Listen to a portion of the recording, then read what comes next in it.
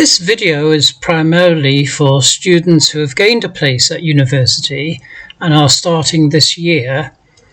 It is also particularly aimed at home students in the UK attending a UK university.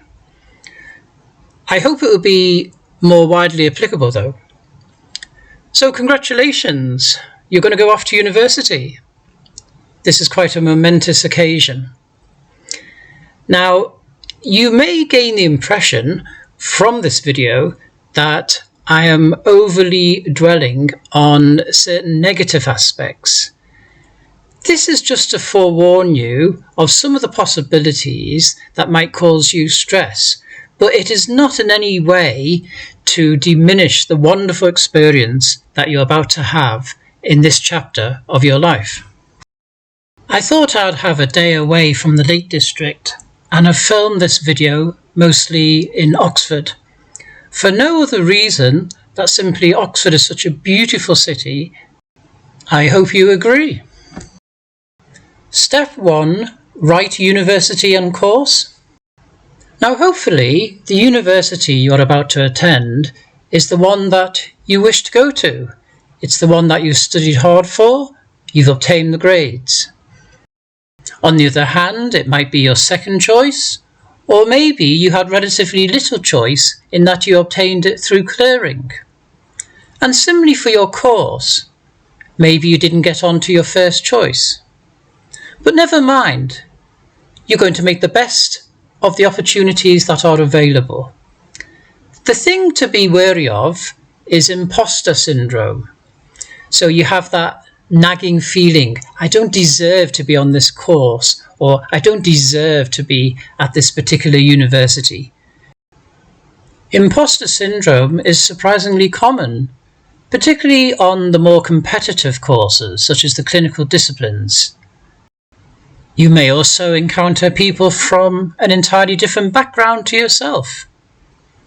Don't feel out of place. Remember, you are first class. You are as entitled to be there as anyone else. Have confidence in yourself. Step 2. Eyes wide open regarding finance. Unless you come from a privileged background, money at university is very tight indeed. The maintenance loan itself is not very generous. Many students report it doesn't even cover their rent. In fact, it is so tight that something like over 50% of home students actually do part-time work more than 20 hours a week. This is bound to have a negative impact, I would have thought, on their studies. This is the way it is. So if you can, before you actually go to university, see if you can save up. Familiarise yourself with various aspects of financial literacy and learn how to save money by being able to do your own simple cooking, for example. I know this all sounds paternalistic, but this is the harsh reality. Money is tight at university. Universities do have hardship funds, but they're extremely limited. Step 3. Accommodation woes. The quality of your accommodation makes a huge difference to your university experience. In fact, when choosing a university, I'd actually place it pretty high up on the criteria as to which university to go to. Now, hopefully, you attend a university that guarantees a place in suitable accommodation for all first years. If you've gained admission to university through the clearing system, this may not be the case. You may be too late to apply for on-campus accommodation and have to seek accommodation in the private sector.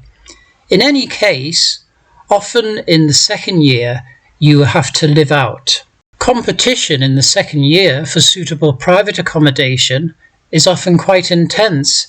Indeed, during your first term of your first year, already you should be thinking of your accommodation for the second year. Personally, I strongly recommend living on campus. If you have any problems with your accommodation, there will be an accommodation officer or welfare officer that you can go to. Private landlords will vary in how quickly they can attend to you. Step 4. Take care of yourself. As I've often said in my previous videos, you must be kind to yourself. Take care of yourself.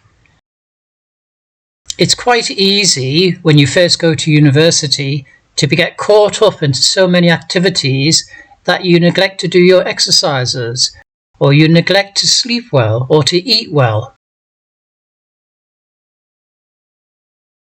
Eat and exercise with your friends. Maintain your social networks. Step 5. Establish a study routine. University isn't simply a continuation of your pre-U.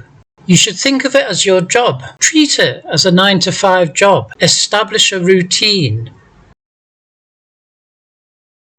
You do have enormous flexibility, of course, in how you organise your time. Use the power of routine, though. I suggest, for example, that you set aside 3 hours, 5 or 6 days a week, in which you do solid studying, no distractions, no mobile phone. Simply sit down and learn new material.